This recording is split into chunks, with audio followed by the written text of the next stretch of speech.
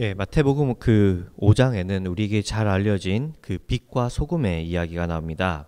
예수님이 이 제자들을 향해서 너희는 세상의 소금이고 또 빛이라 하는 내용 말입니다. 그 개인적으로도 그 이 소금에 관한 설교를 제가 몇 차례 들었던 것이 기억이 납니다. 그리고 그 설교를 들을 때마다 늘 그런 생각을 했었습니다. 나도 그 세상의 소금이 되어야겠다고 말입니다. 썩어져가는 이 세상에서 그 소금같이 이 세상의 부패를 방지하고 짠맛을 보존하는 존재로서 말이죠.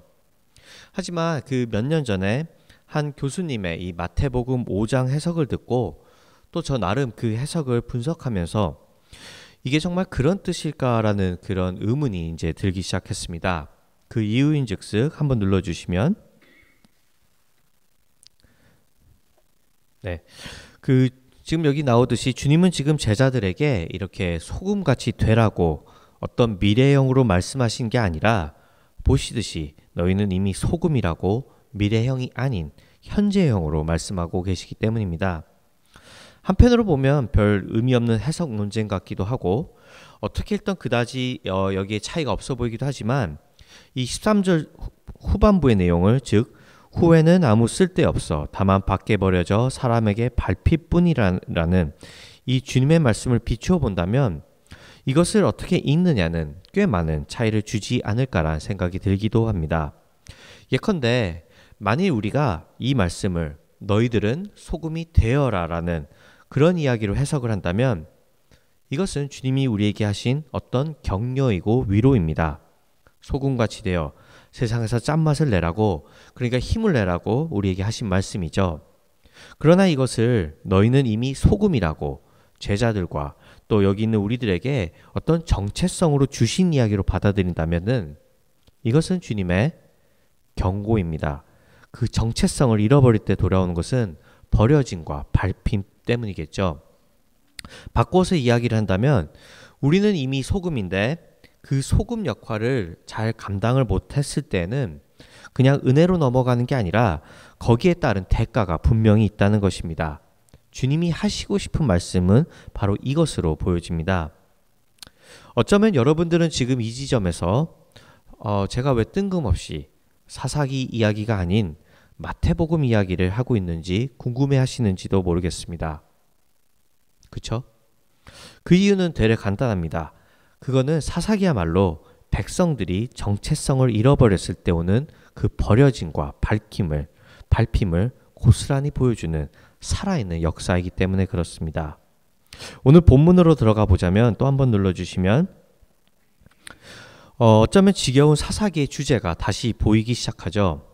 그들은 또 악을 행하였고 우상에게 이제 착취당하기 시작을 합니다. 그러나 이번 착취에는 조금 더 특이한 점이 있다면 이번 착취는 조금 더 구체적이고 조금 더 심각한 경제적인 착취였다는 것입니다. 보시듯이 미디안 사람들은 이 토지 소산을 멸하고 먹을 것을 남겨두지 않죠. 백성들은 지금 굶어 죽게 생긴 것입니다. 이에 따라서 이제 백성들은 다시 하나님께 울부짖기 시작하고 하나님은 사사를 세우시는데 다시 한번 눌러주시면 지금까지 우리가 보지 못했던 또 하나의 패턴이 여기서 보이기 시작합니다. 뭔지 혹시 보이시나요? 그 하나님이 전에 사사를 세우실 때는 잘 기억해 보시면 어떤 절차가 없이 그냥 세우셨습니다. 너 사사해. 그냥 이런 것이었어요. 그런데 지금은 사사가 있기 전에 그리고 하나님의 구원이 있기 전에 바로 설교가 있습니다. 설교가 있어요. 그러니까 선지자를 보내 설교를 하고 계시죠. 우리가 한번 질문을 던져볼 수 있지 않을까요? 지금까지 보이지 않던 설교가 왜 하필 이 지점에서 나왔을까 하고 말이죠. 이제부터 우리가 읽을 이 기도원의 이야기가 어쩌면 이 질문에 답이 되지 않을까란 그런 생각이 듭니다. 본문에 나왔듯이 기도원은 지금 또 한번 눌러주시면 그 지금 기도원의 모습을 보시면 그 밀을 포도주 틀에서 타작을 하고 있고 이때 이제 여호와의 사자가 그 포도주 틀에 있는 기도원에게 나와서 큰 용사여라고 부르고 있습니다. 그렇죠? 그런데 지금 이게 그냥 넘어갈 수도 있는 거지만 이게 지금 어떤 상황이냐면 제가 한 예를 들어 볼게요.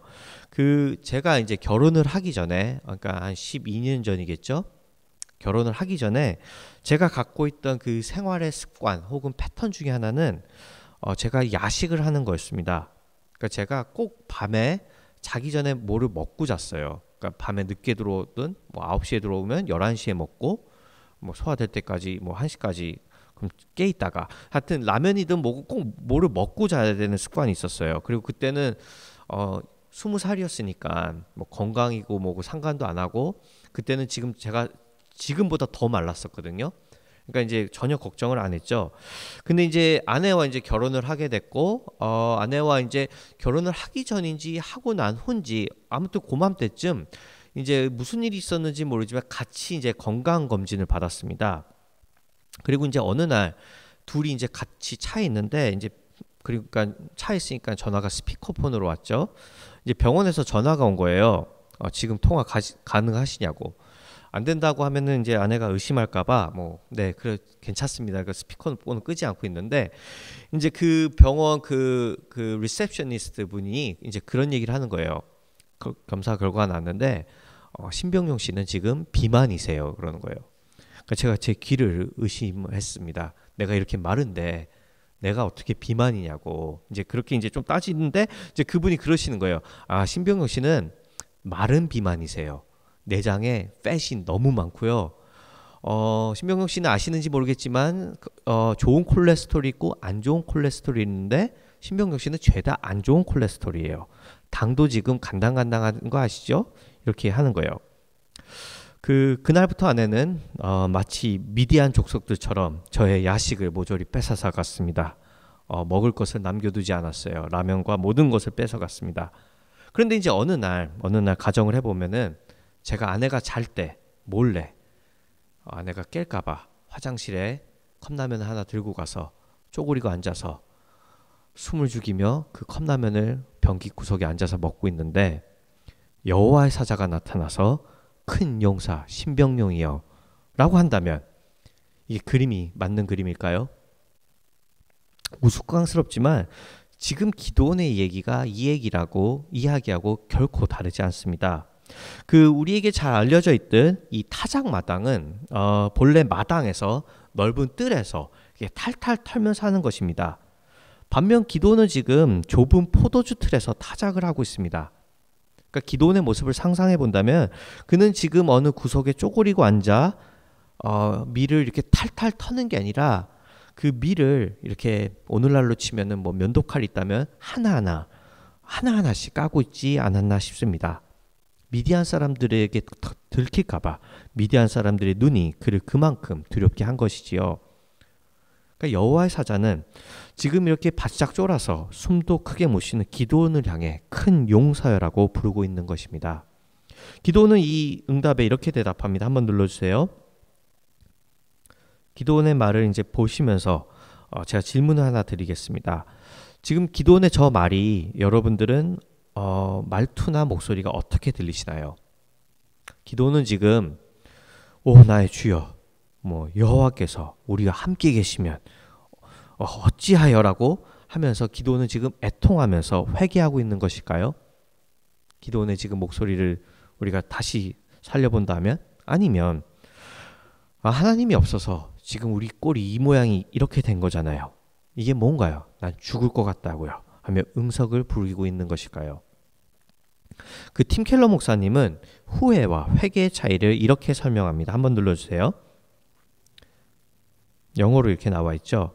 그러니까 후회는 전부 나에 대한 것이라는 것입니다. 후회는 내가 어떻게 아프고 내가 지금 어떤 상황이며 내 마음이 어떻게 부서지는지 후회는 모든 것이 내 중심인 것에 비해 회개는 그에 비해 하나님에 대한 것이라는 것입니다. 그러니까 오해하지 마셔야 할 것은 저는 지금 우리들의 갖고 있는 우리들의 모든 아픔이나 우리의 고통이 이런 것들이 나의 죄로 일어난 일이라고 말씀드리는 것이 아닙니다. 여러분과 저의 문제가 회개를 한다면 흰눈같이 사라질 거란 이 말씀을 드리는 것이 아니에요. 그러나 지나친 후회와 원망과 나에 대한 집착은 나 스스로를 내 안에 가두어 버려서 역설적이게도 정말 내가 누군지에 대한 나의 정체성조차 잊어버리게 한다는 그 말씀을 드리고 싶은 겁니다. 기드온이 지금 그랬습니다.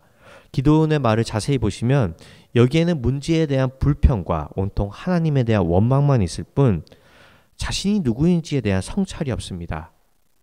그러기에 여호와의 사자는 어쩌면 상황에 전혀 맞지 않는 이 큰 용사라는 표현을 기드온에게 쓰는 겁니다. 기드온에게 묻는 것이죠. 기드온, 너는 큰 용사여야 한다. 그런데 지금 숨어서 이 포도주 틀에 숨어 밀을 하나씩 까고 있는 지금 너의 꼴이 무엇이냐고요. 물론 이 기드온의 입장에선 거대한 미디안이라는 문제 속에서 자신이 할 수 있는 일이 별로 없어 보였을 것입니다. 그래서 그는 하나님이 자신을 그리고 또 이스라엘을 버렸다 생각했죠. 그러나 여호와의 사자는 큰 용사란 표현과 또 사사가를 세우시기 전 설교를 통해서 기드온과 이스라엘에게 다시 정체성을 상기시키는 것입니다. 너희는 너희 앞에 문제가 없어지길 바라야 하는 사람이 아니라, 그러니까 너희는 너희 앞에 문제가, 너희 앞에 장애물이 없어지길 기다려야 되는 사람이 아니라 도리어 너를 통해서 문제가 없어지길 바라야 하는 그런 사람들 아니겠냐고요. 우리가 지금까지 사사기에 그 온니엘, 에훗 그리고 드보라의 이야기에서 보았듯이 어떤 문제를 해결하는 것은 하나님에게 큰 일이 아니었습니다. 왼손잡이도 소모는 막대기도 당시 사회의 약자였던 여성들까지 하나님은 자유롭게 사용하시며 하나님이 마음만 먹으신다면 이 문제들은 언제든 해결될 수 있는 것을 보여주셨죠. 그러나 진짜 문제는 이스라엘이 자신의 정체성을 계속해서 잊어버렸다는 것에 있었습니다. 그들은 그 가나안 땅에서 단지 잘 먹고 잘 사는 존재가 아니라 그 땅에서 하나님의 질서를 나타내며 공의와 정의 그리고 평화의 하나님의 나라를 자신들의 삶으로 보여주며 구현해가는 그런 거룩한 제사장으로 부름받았다는 사실 말입니다.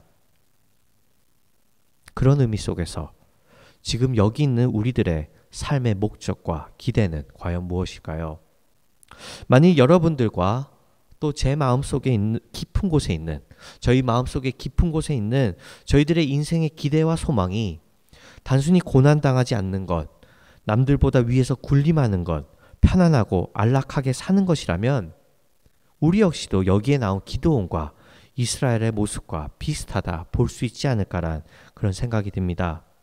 우상이 나에게 잘해줄 때, 어떤 일이 잘 풀릴 때는 하나님과 우상을 동시에 섬기다가 그러다가 우상에게 착취당하면 또 울고, 그 사사기에 나오는 그 지겨운 주제를 우리도 우리의 삶으로 고스란히 살아내는 것 말이죠. 이런 기드온, 이스라엘, 그리고 지금 우리에게 하나님은 묻고 계신 게 아닌가라는 생각이 듭니다. 대체 너희는 누구냐고요? 사실 지난 몇 주간 저는 저희 교회 문제로 참 많은 고민을 했습니다. 그리고 그런 생각이 참 많이 들었던 것 같아요. What if? 만약에 이랬었다면. 그런 이름 안에 후회를 많이 했던 것 같습니다. 내가 설교를 2번만 했을 수 있다면 조금 더 밸런스 있게 사역을 할 수 있을 텐데, 우리 교회가 재정적으로 2년만 버틸 수 있다면 조금 더 화끈하게, 조금 더 과감하게 할 수 있었을 텐데, 빨리 그 위에 교회가 통합해서 나가면 좋을 텐데, KCS가 꼭 페인트 칠을 해줘야 될 텐데, 등등등 말이죠. 이 문제들은 사실 여간 쉬운 문제들도 아니고 우리가 우습게 여겨야 하는 문제들도 아닙니다. 함께 머리를 맞대고 마음을 모으고 같이 해결해야 할 문제들이죠. 하지만 그 오늘 본문을, 이 말씀을 묵상하는 가운데 이런 문제들에 너무 사로잡혀서 정작 제가 해야 될 고민, 즉 나는 어떤 목회자이고 우리 교회는 어떤 교회인가에 대한 그 본질에 대한 질문을 저는 잊어버린 건 아닌지라는 그런 생각이 들었습니다. 다시 말하면 하나님은 우리 앞에 놓여진 이런 장애물을 제거하는 데 관심 있는 것이 아니라 우리 교회가, 우리 스스로가 어떤 교회로, 어떤 사람으로, 어떤 정체성의 문제를 갖고 서 있냐는 것이겠죠. 성도님들은 어떠십니까? 여러분들의 삶의 크고 작은 문제들 중에 여러분들은 지금 어떤 질문을 하고 어떤 싸움을 하고 계신가요? 물론 이 과정들은 쉬운 과정이 아닐 것입니다. 기드온에게도 그랬습니다. 한 번 더 눌러주시면, 여기에 나오듯 그는 큰 용사여라는 이 여호와의 사자의 표현 앞에 그럼요. 저는 용사지요. 저는 사자가 오길 기다렸습니다 하고 대답하는 것이 아니라 자신의 부족함과 문제만을 얘기합니다. 그리고 다음 주에 더 자세히 보시겠지만 그는 실제로 계속해서 의심하고 계속해서 눈앞에 보이는 문제 해결에만 몰두할 뿐 정작 자신이 누구인지 자신의 정체성의 문제는 맞닥뜨려 하지 않습니다. 그렇기 때문에 큰 용사라는 그 표현은 한편으로 보면 이중적 의미를 담고 있는 게 아닌가라는 생각이 듭니다. 한편으로 보면 이것은 책망이죠. 정체성을 잊은 채 두려움에 쌓인 기도원과 우리에게 하나님은 물으시는 겁니다. 책망하시면서 너희는 대체 누구냐? 너가 지금 무슨 짓을 하고 있는 거냐라는 그런 지적입니다. 그러나 다른 한편으로 보면 이거는 하나님의 위로이자 하나님의 보장입니다. 16절에 나오듯이 또 한번 눌러주시면 여호와께서 그에게 이르시되 내가 반드시 너와 함께하리니 네가 미디안 사람 치기를 한 사람을 치듯 하리라 하시니라. 너가 포도주 밀에 숨어 온갖 핑계를 대며 큰 용사같이 굴지 않을 때에도 내가 반드시 너와 함께하기에 이미 너는 큰 용사라고 보장을 받는다는 것이죠. 그렇기 때문에 이 기도원의 이야기를 계속해서 보면서 우리가 느껴야 할 것은 우리가 이렇게 기도원같이 용감한 사사가 되자라 그게 아니라 오히려 저런 기도원도 하나님이 함께 하시면 저렇게 하는데 우리는 지금 뭐 하고 있을까라는 그런 질문이 도리어 나와야 합니다. 말씀을 이제 조금 정리하려고 합니다.